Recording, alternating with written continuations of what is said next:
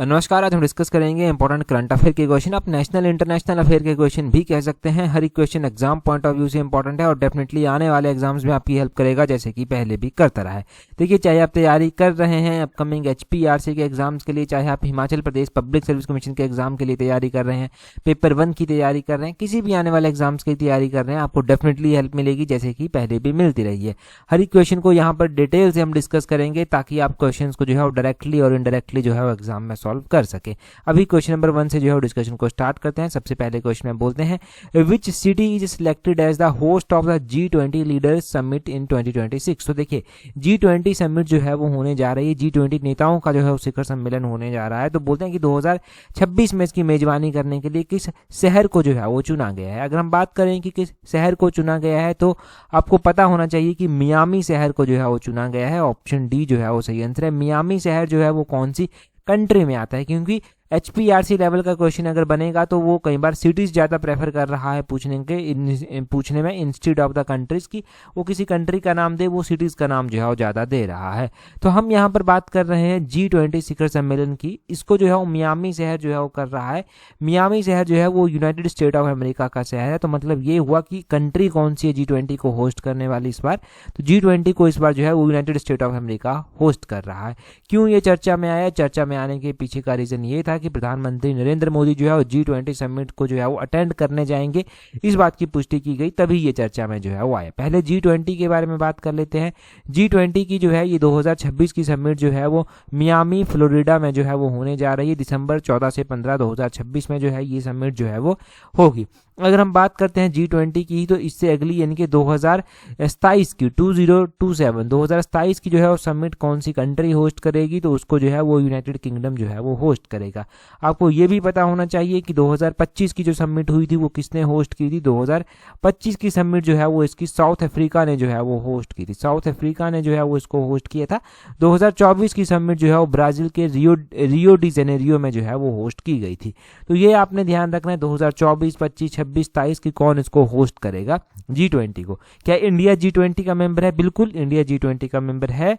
साथ में ही G7 की बात भी होती है, G7 कंट्रीज की। तो G7 का मेंबर इंडिया नहीं है, परंतु समिट्स को अटेंड करने के लिए इंडिया चला जाता है, क्योंकि इंडिया को एज अ गेस्ट जो है वो वहाँ पर बुलाया जाता है। जैसे कि 2026 की जो G7 की समिट हुई थी वो कहाँ पर हुई थी? 2026 की G7 की समिट का आपने ध्यान रखना है कि ये फ्रांस में जो है वो हुई थी। कहाँ पर? ये फ्रांस में जो है वो हुई थी। 2025 की G7 की समिट जो है वो कनाडा ने होस्ट की थी। 2024 की इटली ने जो है वो होस्ट की थी। तो इतना सब यहाँ से जो है वो आप इंपॉर्टेंट ध्यान रखें। अगला क्वेश्चन देखिए, बोलते हैं Triumph of the Indian Republic, my life my struggle is autobiography of which former president of India. तो बोलते हैं कि भारतीय गणतंत्र की विजय, मेरा जीवन मेरा संघर्ष भारत के किस पूर्व राष्ट्रपति की आत्मकथा है। तो अभी जो है वो भारत के प्रधानमंत्री नरेंद्र मोदी के द्वारा जो है वो Triumph of the Indian Republic, my life my struggle, ये ऑटोबायोग्राफी जो है वो रिलीज की गई। तो ये जो है वो किसकी है? ये जो है वो भारत के जो फॉर्मर प्रेसिडेंट रह चुके हैं रामनाथ कोविंद, उनकी जो है वो ऑटोबायोग्राफी है। ऑप्शन ए जो है वो इसका सही आंसर हो जाएगा। अक्सर इस तरह की किताबें जो प्रेसिडेंट कोई रिलीज करता है या फिर इनॉग्रेट करता है या फिर प्रेसिडेंट के साथ जुड़ी होती हैं, प्रधानमंत्री के साथ जुड़ी होती हैं, वाइस प्रेसिडेंट के साथ जुड़ी होती हैं, वो ज़्यादा इंपॉर्टेंट हो जाती हैं। देखिए, और यहाँ पर क्या लिखा गया है? यहाँ पर लिखा गया है कि autobiography of the former Indian president Ramnath Kovind is titled Triumph of the Indian Republic, my life my struggle. ये जो है वो इनकी है, ये ऑफिशियली रिलीज की गई है प्रधानमंत्री नरेंद्र मोदी के द्वारा 12 अगस्त 2026 को विज्ञान भवन न्यू दिल्ली में जो है वो इसको जो है वो रिलीज किया गया। अच्छा, किताबों की बात हो रही है तो कुछ एडिशनल भी जान लेते हैं, क्योंकि ज़रूरी नहीं कि हर बार हर एक एग्जाम में यही क्वेश्चन पूछा जाए। हो सकता है कोई और क्वेश्चन भी जो है वो एग्जाम में बन जाए। जैसे कि केंद्रीय मंत्री हैं शिवराज सिंह चौहान, इन्होंने जो है वो प्रधानमंत्री नरेंद्र मोदी के साथ अपने 35 वर्षों के अनुभवों के आधारित पर जो है वो किताब लिखी, जिसका नाम इन्होंने अपनापन जो है वो रखा। अब ये जो अपनापन किताब है ये किसके द्वारा जो है वो रिलीज की गई? ये अपनापन किताब जो है वो पूर्व उपराष्ट्रपति श्री एम वेंकैया नायडू और पूर्व प्रधानमंत्री श्री HD देवगौड़ा के द्वारा जो है वो इसका शुभारंभ जो है वो किया गया था। 26 मई को जो है वो किया गया था। अपना मन जो है वो प्रधानमंत्री नरेंद्र मोदी के साथ इनके जो 35 साल के एक्सपीरियंस रहे हैं उसके ऊपर जो है वो बेस्ड है। तो ये ध्यान रखना है कि ये किसके द्वारा लिखी गई है। तो ये शिवराज सिंह चौहान जो केंद्रीय मंत्री हैं उनके द्वारा जो है वो लिखी गई है। अगला क्वेश्चन डिस्कस करते हैं। यहाँ से इतना जानना काफी इंपॉर्टेंट है, इतना जान लिया। अगला क्वेश्चन देखिए, बोलते हैं by which schedule name of Kerala changed to Keralam. तो अभी केरल का नाम जो है वो चेंज कर दिया गया है और केरलम इसका नाम जो है वो रखा गया है। अब देखिए केरल का नाम जो है वो केरलम रखा गया है। अब इसको लेकर जो विधेयक था वो भी जो है वो पारित किया गया, तब ये चर्चा में जो है वो आया। इस विधेयक का नाम है Kerala alteration of name bill 2026। तो ये बिल जो है वो राज्यसभा से भी अप्रूव हुआ, लोकसभा से भी अप्रूव हुआ, तब ये चर्चा में जो है वो आया। हमें वो चीज़ पढ़नी है जो एग्जाम पॉइंट ऑफ व्यू से जो है वो इंपॉर्टेंट है। तो इंडियन कॉन्स्टिट्यूशन का ऐसा कौन सा शेड्यूल है जिसके तहत जो है वो किसी भी स्टेट का नेम चेंज कर सकते हैं। अब देखिए ये है इंडियन कॉन्स्टिट्यूशन का शेड्यूल नंबर 1, ऑप्शन ए जो है वो इसका सही आंसर हो जाएगा। हम बात करते हैं इंडियन कॉन्स्टिट्यूशन के तहत जो अलग अलग शेड्यूल आते हैं, टोटल कितने शेड्यूल आते हैं, किस शेड्यूल में जो है वो क्या बात जो है वो की गई है, वो सारी बातें हम जानेंगे यहाँ से, जो एग्जाम पॉइंट ऑफ व्यू से जो है वो इंपॉर्टेंट है। देखिए अगर हम शेड्यूल्स की बात कर रहे हैं तो सबसे पहले बात आपको ये ध्यान रखनी है कि इंडियन कॉन्स्टिट्यूशन में जो टोटल नंबर ऑफ शेड्यूल जो है वो आते हैं, वो जो है वो 12 शेड्यूल जो है वो आते हैं। कितने? 12 शेड्यूल जो है वो आते हैं। क्या आपको ये 12 के 12 शेड्यूल याद होने चाहिए? बिल्कुल याद होने चाहिए। पेपर में पूछे जाएं ना पूछे जाएं, ये याद होने ही चाहिए आपको। पहला जो स्टेट है उसमें बात की गई है नेम ऑफ द स्टेट्स, उनकी जो टेरिटोरियल जुरिस्डिक्शन होगी उसके बारे में बात की गई है। इसमें स्टेट्स की भी और यूनियन टेरिटरीज की भी जो है बात की गई है। पहला जो शेड्यूल है ये, इसमें कौन कौन से आर्टिकल आते हैं? इसमें article number 1 and article number 4 जो है वो आते हैं। ठीक है, ये आपको याद रहेगा।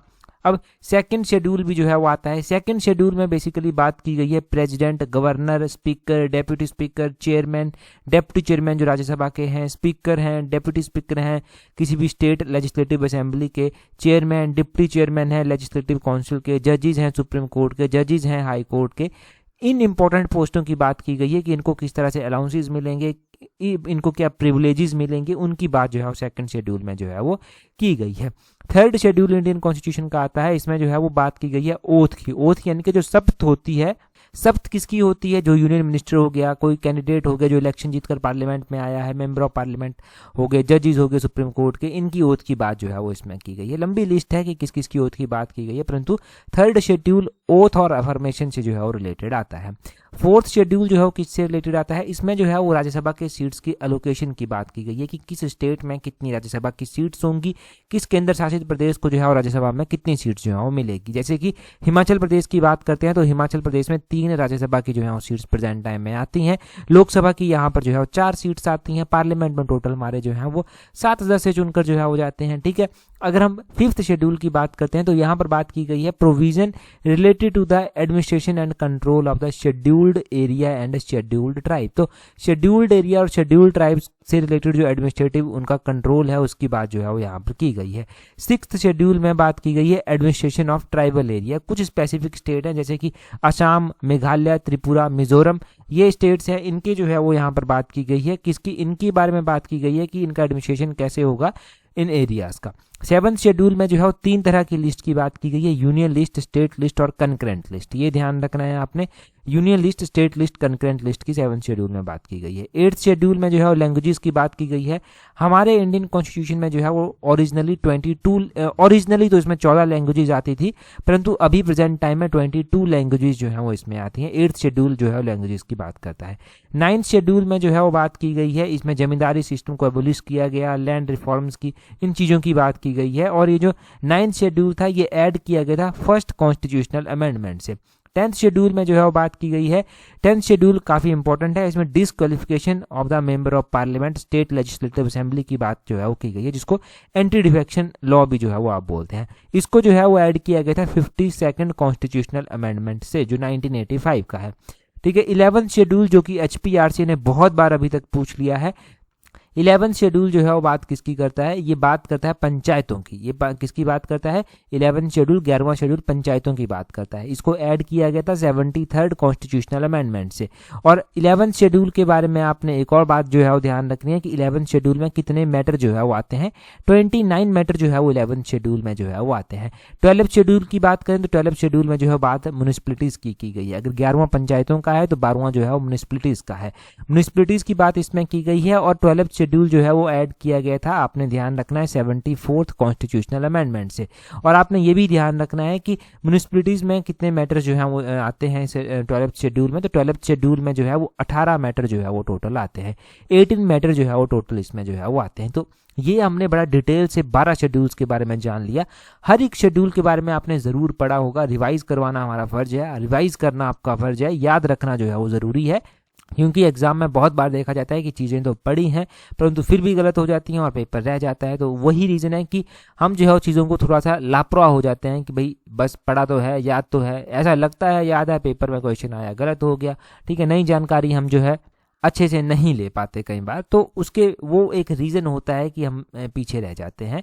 और जो मेरिट में आता है बच्चा शायद उसमें वही जो है वो एक क्वालिटी जो है वो होती है। अगला क्वेश्चन हम देखेंगे हमारे पास जो है वो क्या पूछा गया है, परंतु अगला क्वेश्चन हम डिस्कस करें उससे पहले अगर आप तैयारी कर रहे हैं Himachal Pradesh public service commission के पेपर 1 के लिए, तो आप हमारी पेपर 1 की टेस्ट सीरीज के साथ टाइमली जुड़ सकते हैं। पेपर 1 के लिए बहुत ही लिमिटेड टाइम है, परंतु लिमिटेड टाइम है, इसको कैसे स्मार्टली यूटिलाइज करना है, अपने पेपर 2 को भी आपने पढ़ना है परंतु पेपर 1 को इग्नोर नहीं करना है। तो पेपर 1 के साथ अगर आप जुड़ना चाहते हैं, इसकी टेस्ट सीरीज के साथ जुड़ना चाहते हैं, तो इसका लिंक नीचे डिस्क्रिप्शन बॉक्स कमेंट बॉक्स में दिया गया। शेड्यूल्ड मैनर में आप टेस्ट सीरीज जो है प्रैक्टिस करेंगे, हिमाचल जीके को समझेंगे, साथ में क्वेश्चंस प्रैक्टिस करेंगे, तो आप काफ़ी अच्छी प्रैक्टिस के साथ जो है एग्जाम में बैठ पाएंगे और काफ़ी अच्छा परफॉर्म कर पाएंगे।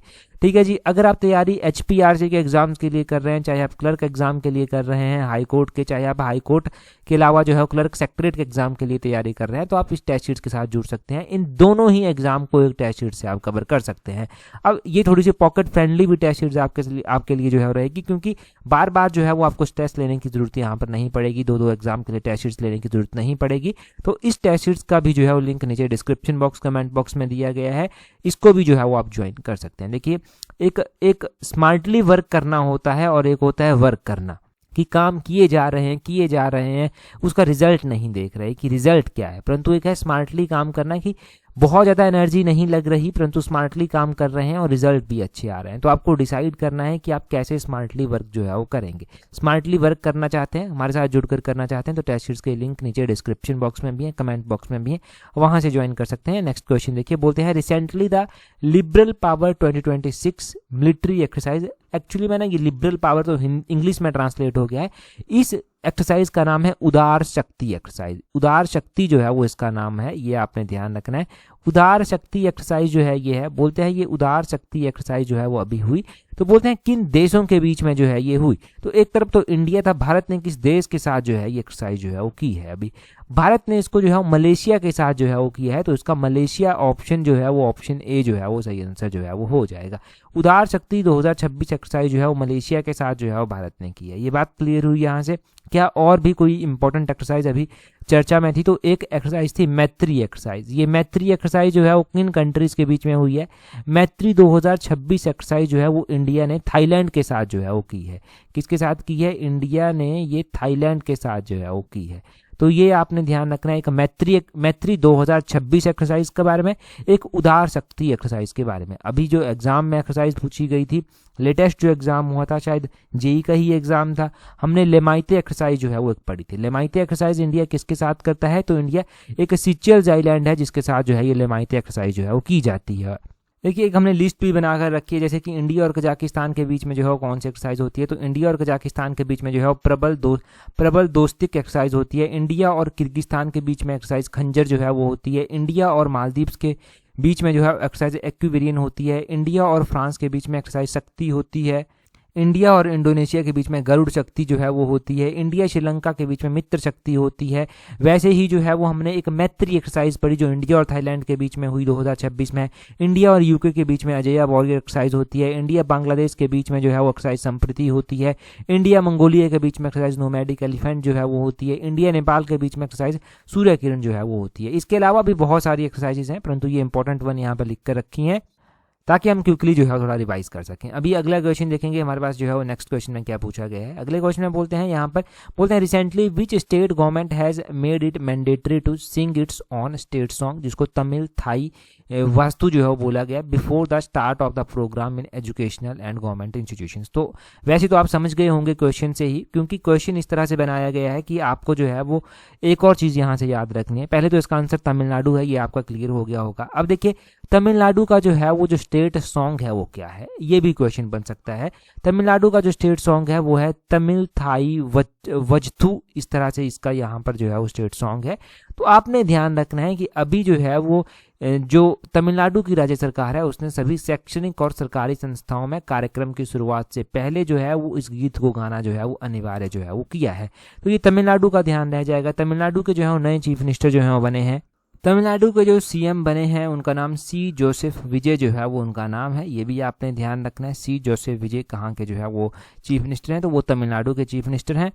अब यहाँ से एक और क्वेश्चन हम पढ़ेंगे। क्वेश्चन ये है कि हमारे पास जो है ये कहा गया है कॉन्स्टिट्यूशन में कि हमें जो है वो क्या करना है, जो हमारा कॉन्स्टिट्यूशन है, हमारे जो इंडियन इंस्टीट्यूशंस हैं, हमारा जो नेशनल फ्लैग है, नेशनल एंथम है, अभी नेशनल फ्लैग चर्चा में भी रहा, नेशनल एंथम भी चर्चा में रहा, नेशनल फ्लैग है, नेशनल एंथम है, इसकी रिस्पेक्ट जो है वो करनी है। तो ये कहाँ पर कहा गया है? हमारे पास फंडामेंटल राइट आते हैं, directive principle of state policies आती हैं, फंडामेंटल ड्यूटीज आती हैं। तो ये जो है वो फंडामेंटल ड्यूटीज में जो है वो कहा गया। फंडामेंटल ड्यूटीज में जो है ये कहा गया है कि हमें जो है वो क्या करना है, हमें जो है वो संविधान का पालन करना है, उसके आदर्शों, उसकी संस्थाओं, राष्ट्रीय ध्वज, राष्ट्रीय गान का जो है वो सम्मान जो है वो करना है। ये कहा गया है फंडामेंटल ड्यूटीज में। अब फंडामेंटल ड्यूटीज की अगर हम बात करते हैं तो कौन सी फंडामेंटल ड्यूटीज में ये कहा गया है? पहले तो आपने आर्टिकल नंबर 51A जो है वो ध्यान रखना है, ये फंडामेंटल ड्यूटीज के साथ जो है वो डील करता है, परंतु 51A में भी जो है वो पहली जो फंडामेंटल ड्यूटी आती है वो जो है ये बात करती है। 51A जो है वो आप इसको लिख सकते हैं, इसमें जो है ये बात की गई है। ठीक है, तो ये आपने जो है वो इंपॉर्टेंट ध्यान रखना है। तो इतना सब आपने जान लिया। अगला क्वेश्चन देखते हैं हमारे पास क्या पूछा गया है। नेक्स्ट क्वेश्चन में यहाँ पर वही लिखा गया है कि हाल ही में तमिलनाडु सरकार ने शैक्षणिक और सरकारी संस्थानों में सभी कार्यक्रमों में जो है वो सभी कार्यक्रमों की शुरुआत में अपने जो है वो आधिकारिक राज्य गीत तमिल थाई वच्चू का जो है वो गान करना अनिवार्य किया है। ये बात हमने पढ़ ली है। आगे क्या बोलते हैं, which of the following state recently launched the Vidya Vahini scheme. तो बोलते हैं कि विद्या वाहिनी स्कीम जो है वो अभी लॉन्च की गई है। विद्या वाहिनी स्कीम जो है वो चर्चा में भी रही। अब देखिए विद्या वाहिनी स्कीम है क्या और ये किस स्टेट के द्वारा जो है वो लॉन्च की गई है। वैसे तो ये स्टेट नहीं, केंद्र शासित प्रदेश के द्वारा जारी की गई है, तो न्यू दिल्ली जो है वो इसका सही आंसर जो है वो हो जाएगा। विद्या वाहिनी के बारे में जो है वो बात करते हैं कि विद्या वाहिनी स्कीम जो है वो है क्या। विद्या वाहिनी स्कीम जो है वो आपने ध्यान रखना है कि ये जो है वो लॉन्च की गई है न्यू दिल्ली सरकार के द्वारा। न्यू दिल्ली सरकार ने जो है ये लॉन्च की है 9th क्लास की बच्चियों को जो है वो साइकिल प्रोवाइड करवाने के लिए। ठीक है, क्यों 9th क्लास की जो बच्चियां हैं उनको साइकिल प्रोवाइड करवाने के लिए जो है ये जो है वो विद्या वाहिनी स्कीम जो है लॉन्च की गई है। लगभग 1,40,000 या फिर यूं कह लीजिए 1.40 मिलियन जो बच्चियां हैं उनको यहाँ पर जो है वो साइकिल जो है वो दी जाएगी। अब देखिए ये विद्या वाहिनी स्कीम जो है वो लॉन्च की गई है, क्यों लॉन्च की गई है ये भी आपको पता चल गया, किसने लॉन्च की है ये भी पता चल गया। अभी ये चर्चा में थी, चर्चा में होने के पीछे का रीज़न ये था कि साइकिल में जो टेंडर वगैरह था उसकी बात जो है वो हुई थी कि इतने की साइकिल है, इतने की दी जा रही है, वो सब चर्चा में आया था, जो एग्जाम पॉइंट ऑफ व्यू से हमारे लिए इंपॉर्टेंट नहीं है। हाँ, जनरल ऐसे पता होना चाहिए आपको जनरली कि क्या चीज़ें देश दुनिया में हो रही हैं, किस तरह की चीज़ें जो है वो हो जाती हैं। परंतु न्यू दिल्ली की अगर हम बात करें तो वहाँ की चीफ मिनिस्टर प्रेजेंट टाइम में जो है उनका नाम रेखा गुप्ता जो है वो वहाँ की चीफ मिनिस्टर का नाम है। विद्या वाहिनी स्कीम आपने पढ़ ली, इतना काफ़ी है जानने के लिए। अगला क्वेश्चन देखिए क्या बोलते हैं who among the following won Canadian open women's singles title. तो कनाडाई ओपन महिला एकल खिताब किसने जो है वो जीता है। आपने ध्यान रखना है कि अभी जो है वो कैनेडियन ओपन सिंगल खिताब जो है वो महिलाओं की श्रेणी में जो है वो किसके द्वारा जो है वो जीता गया है। ये जो है वो जीता गया है ईगा स्वीटेक के द्वारा। ठीक है, ईगा स्वीटेक के द्वारा जो है ये जीता गया है। इसका जो है वो ऑप्शन सी जो है वो सही आंसर हो जाएगा। अब ठीक है, ईगा स्वीटेक ने जो है ये जीता है, परंतु ये इन्होंने जो है वो किसको हराकर जो है ये जीता है, इन्होंने किसको यहाँ पर जो है वो हराया है। तो आपने ध्यान रखना है कि ईगा स्वीटेक ने जो है वो यहाँ पर एलिना राय बेकिना को जो है वो हराया है। तो अक्सर पेपर 1 में ऐसे क्वेश्चन, पिछली बार तो ना पेपर 1 जब पीजीटी के हुए थे तब तो भरमार लग गई थी, हर एक पेपर में ना ये क्वेश्चन पूछे जा रहे थे। कभी ऑस्ट्रेलियन ओपन, कभी फ्रेंच ओपन, कभी कैनेडियन ओपन, कभी कोई ओपन, इस तरह के क्वेश्चन पूछे जा रहे थे। हमने लगभग अभी तक जितने भी ओपन हुए हैं अपने करंट अफेयर्स में कवर किए हैं। अभी हम कैनेडियन ओपन कवर कर रहे हैं। तो सिंगल कैटेगरी में आपने देख लिया कि किसने ये जीता है। हम वुमेन्स डबल कैटेगरी में भी देख लेते हैं कि किसने ये जीता है। तो महिलाओं में डबल कैटेगरी में ये जो है वो कैटरीना सिनियाकोवा के द्वारा जीता गया है और साथ में जो है वो जांग सुआई के द्वारा जो है वो जीता गया है। तो ये महिलाओं में सिंगल का भी ध्यान रखना है आपने, डबल का भी ध्यान जो है वो रखना है कि महिलाओं में सिंगल में किसने जीता है और डबल में जो है वो किसने जीता है। अब आपने एक और बात यहाँ पर जो है वो ध्यान रखनी है कि जब पेपर में एग्जाम में जो है ये क्वेश्चन पूछा जाएगा तो ज़रूरी नहीं कि कैनेडियन ओपन चैंपियनशिप ही दिया गया हो। इसको जो है वो नेशनल बैंक ओपन भी जो है वो बोलते हैं, क्योंकि ये नेशनल बैंक ओपन चैंपियनशिप भी कहलाती है। तो ऐसे भी क्वेश्चन आ सकता है कि 2026 का नेशनल बैंक ओपन चैंपियनशिप महिलाओं की श्रेणी में सिंगल कैटेगरी में किसके द्वारा जीता गया है, डबल कैटेगरी में किसके द्वारा जो है वो जीता गया है। अभी अगला क्वेश्चन आप देखेंगे तो वहां से आप चीजें समझ पाएंगे कि क्वेश्चन इस तरह से भी जो है वो बन सकता है। आगे बोलते हैं, who won the men's single title at the 2026 national bank open Canadian open in the Montreal. तो बोलते हैं कि नेशनल बैंक ओपन 2026 में पुरुषों का एकल खिताब जो है वो किसके द्वारा जीता गया है। अगर देखिए हम 2026 के नेशनल बैंक ओपन या फिर कैनेडियन ओपन की बात करते हैं पुरुषों की कैटेगरी में, तो ये किसके द्वारा जीता गया है, ये बेन स्टेल्टन के द्वारा जो है वो जीता गया है। बेन स्टेल्टन ने, ऑप्शन बी जो है वो इसका सही आंसर है, इन्होंने ये जीता है।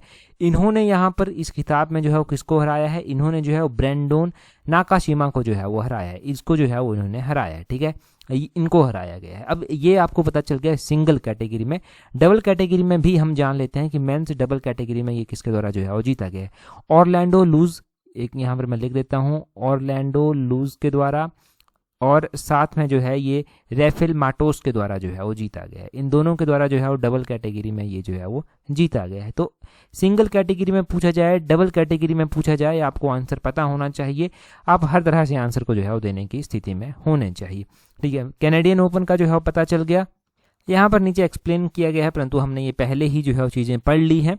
अगला क्वेश्चन देखिए, बोलते हैं recently the bankers book evidence bill 2026 replaces which of the following act, कि बोलते हैं हाल ही में बैंकर्स बुक एविडेंस बिल 2026 ने किस अधिनियम की जगह ली है। तो इसने जो है बैंकर्स बुक एविडेंस एक्ट 1891 की जगह जो है वो ली है। 1891 यहाँ पर होगा, बैंकर्स बुक एविडेंस एक्ट 1891 की जगह इसने जो है वो ली है। तो ये क्वेश्चन अगर पूछा गया तो ऐसा पूछा जाएगा।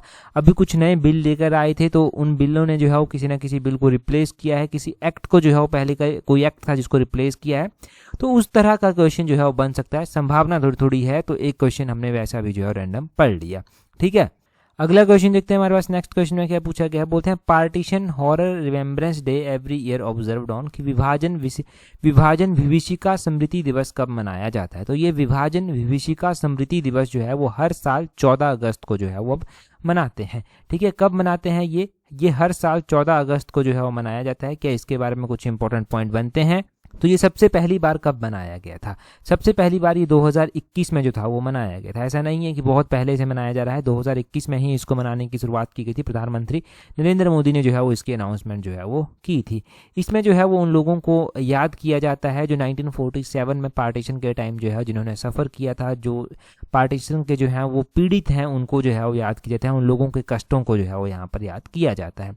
तो ये विभाजन विभीषिका स्मृति दिवस है, इसका आपको याद रह जाएगा। परंतु और भी इंपॉर्टेंट डेज हमने अभी तक पढ़े हैं, उसमें से जो कुछ इंपॉर्टेंट डेज हम याद जो है रिवाइज जो है वो कर लेते हैं। जैसे कि इंटरनेशनल यूथ डे हमने लास्ट टाइम पढ़ा था कि 12 अगस्त को हर साल मनाया जाता है। इंटरनेशनल यूथ डे की थीम भी हमने पढ़ी थी, डिफरेंट कॉन्टेक्स्ट कॉमन एस्पिरेशंस, ये इसकी थीम जो है 2026 में रखी गई। वर्ल्ड एलिफेंट डे भी मनाया जाता है। वर्ल्ड एलिफेंट डे हर साल 12 अगस्त को जो है वो मनाया जाता है। अच्छा, आप भी तैयारी कर रहे हैं तो मुझे कमेंट कर आप जल्दी से बताएंगे कि प्रोजेक्ट एलिफेंट जो है वो कब लॉन्च किया गया था। ठीक है, एक हो गया वर्ल्ड एलिफेंट डे, एक हो गया इंटरनेशनल यूथ डे, ये इंपॉर्टेंट डे हो गए। इसके अलावा वर्ल्ड फोटोग्राफी डे भी मनाया जाता है, वो 19 अगस्त को मनाया जाता है। वर्ल्ड ह्यूमैनिटेरियन डे भी मनाया जाता है, ये भी 19 अगस्त को जो है वो मनाया जाता है। टेलीग्राम पर भी हम important day time to time जो है वो पोस्ट करते रहते हैं। ठीक है, अब ये इंपॉर्टेंट डे आपने जान लिया कि ये इंपॉर्टेंट डे मनाए हमने। अभी कुछ हमारे पास अभी वन लाइनर क्वेश्चन भी हैं करंट अफेयर के, ठीक है, उनको भी हम पढ़ेंगे अभी, क्योंकि मैं कोशिश कर रहा हूं कि थोड़े थोड़े वन लाइनर क्वेश्चन भी साथ में ऐड करें ताकि हम ज़्यादा से ज़्यादा चीज़ों को जो है वो पढ़ सकें, पेपर में कुछ भी पूछा जाए डायरेक्टली इनडायरेक्टली उसको सॉल्व कर सकें। परंतु अगला क्वेश्चन हम डिस्कस करेंगे उससे पहले देखिए, अगर आप तैयारी कर रहे हैं अपकमिंग अपने HPRC के junior office assistant IT exam के लिए, ये जो है वो आप बोल सकते हैं कि अभी जो JOIT का एग्जाम जल्दी ही हो जाएगा, तो JOIT के एग्जाम के लिए तैयारी कर रहे हैं तो इसकी टेस्ट शीट्स को भी आप प्रैक्टिस कर सकते हैं। टेस्ट शीट्स का लिंक जो है वो नीचे डिस्क्रिप्शन बॉक्स कमेंट बॉक्स में जो है वो दिया गया है। JOIT के अलावा जो है वो अगर आप तैयारी जो है वो कर रहे हैं अपने आने वाले जो है वो HPRC के किसी भी एग्जाम के लिए जहां पर जनरल अवेयरनेस का सेक्शन पूछ जाता है, तो जनरल अवेयरनेस की टेस्ट सीरीज का लिंक भी नीचे डिस्क्रिप्शन बॉक्स में दिया गया है। और जनरल अवेयरनेस में जो जनरल अवेयरनेस की फुल लेंथ टेस्ट सीरीज भी है वो भी हमने वीडियो एक्सप्लेनेशन के साथ जो है वो पढ़ी है। तो जनरल अवेयरनेस वाले टेस्ट सीरीज भी ज्वाइन अगर आप करेंगे तो काफ़ी बेनिफिशियल आपके लिए ये रहने वाली है। बहुत सारे एस्पिरेंट पटवारी पंचायत सेक्रेटरी को लेकर चले हैं कि इस बार क्लियर करना है, तो पटवारी पंचायत सेक्रेटरी की हमने अलग से टेस्ट सीरीज चलाई है और पॉकेट फ्रेंडली टेस्ट सीरीज ये चलाई है। तो इस टेस्ट सीरीज का लिंक भी नीचे डिस्क्रिप्शन बॉक्स कमेंट बॉक्स में है, इसको भी आप ज्वाइन कर सकते हैं। बात करते हैं वन लाइनर करंट अफेयर्स की, तो बोलते हैं कि हाल ही में इंटरनेशनल स्पेस स्टेशन पर स्पेस वॉक करने वाले भारतीय मूल के तीसरे व्यक्ति कौन बन गए हैं, तो ये अनिल मेनन जो है वो बने हैं। अनिल मेनन जो है वो बने हैं। इससे पहले हमने पढ़ा था कि राकेश शर्मा जो है वो 1984 में पहले भारतीय नागरिक बने थे जो इंटरनेशनल स्पेस स्टेशन जो था वो गए थे, वहाँ पर गए थे। और शुभांशु शुक्ला का हमने जून 2025 के करीब पढ़ा था, एक्सियोम मिशन के तहत जो है ये गए थे इंटरनेशनल स्पेस स्टेशन पर। बेसिकली जो राकेश शर्मा थे ना वो अंतरिक्ष जाने वाले पहले यात्री थे और Shubhanshu Shukla international space station पर जाने वाले। अभी अनिल मेनन का नाम भी जो है वो इस लिस्ट में जो है वो जुड़ चुका है। अनिल मेनन जो है वो तीसरे व्यक्ति जो है वो बने हैं। ठीक है, ये आपने ध्यान रखना है कि अनिल मेनन जो है वो तीसरे व्यक्ति बने हैं। ये जुलाई 2026 के करीब इंटरनेशनल स्पेस स्टेशन के लिए अपनी पहली उड़ान जो है वो भरे, इन्होंने इस दौरान जो है वो अपनी पहली उड़ान भरी थी। ठीक है, अगले क्वेश्चन में बोलते हैं हाल ही में 8वीं BRICS ocean and polar science and technology OPST working group की बैठक का आयोजन जो है वो कहाँ पर किया है। तो अगर हम बात करें कहाँ पर किया है ब्रिक्स की, तो ये गोवा में जो है वो किया गया है। यहाँ से एक बात जो है वो क्लियर होती है कि ब्रिक्स की 2026 की जो समिट है उसको कौन होस्ट कर रहा है। तो ब्रिक्स की 2026 की समिट जो है वो इंडिया होस्ट कर रहा है। इंडिया अपने अलग अलग शहरों में अलग अलग इसकी जो समिट्स होती हैं उनको होस्ट कर रहा है। हाल ही में 11 अगस्त 2026 को हंगरी के नए राष्ट्रपति कौन बने हैं। पेपर 1 का ये भी सिनेरियो रहा है कि उसने नए राष्ट्रपति, नए प्रधानमंत्री किसी भी कंट्री के बने हैं उनको भी पूछा है। तो ये जो है वो बने हैं एंड्रास बांका। परंतु आपने ध्यान रखना है कि अगर आपको कहीं पर भी कोई नया प्रधानमंत्री, नया प्रेसिडेंट किसी भी कंट्री का मिले तो वो आपने नोट कर लेना है और एक साथ एक ही पेज में नोट करना है, क्योंकि एक पेपर 1 में, कोई पेपर 1 था PGT का ही था शायद, उसमें जो है वो मैच करने के लिए दे दिया था अलग अलग कंट्रीज के प्रधानमंत्री, प्रेसिडेंट जो उस टाइम नए अपॉइंट होते वो मैच करने के लिए दिए थे। आगे बोलते हैं ICC पुरुष वनडे विश्व कप 2027 की सह मेजबानी किन 3 देशों द्वारा की जाएगी। तो ये दक्षिण अफ्रीका, जिम्बाब्वे और नाम्बिया के द्वारा जो है वो की जाएगी। भावना कांत जो है वो फाइटर कॉम्बैट लीडर के रूप में अर्हता प्राप्त करने वाली पहली भारतीय इंडियन एयरफोर्स अधिकारी जो है वो बने। तो भावना कांत का नाम भी ध्यान रखना है। तो ये महत्वपूर्ण क्वेश्चन हमने डिस्कस किए। इसी के साथ जो है वो अगला क्वेश्चन देखिए क्या पूछा गया है। बोलते हैं इन अगस्त 2026 विच of the following became India's 101st Ramsar site. Star लगा लीजिए। और इस क्वेश्चन को हमने पिछली वीडियो में, इससे पिछला जो करंट अफेयर का पार्ट था उसमें पहला ही क्वेश्चन ये डिस्कस किया था। अभी कमेंट कर आप अपना आंसर बताएंगे। टेलीग्राम पर अगर आपने ज्वाइन नहीं किया है तो टेलीग्राम पर ज्वाइन करने के लिए अपने टेलीग्राम से @allexam31 सर्च करना, आपको हमारा टेलीग्राम चैनल मिल जाएगा। आज की इस वीडियो में इतना ही है। That's all for today. Thank you very much for watching and listening. Good very patience.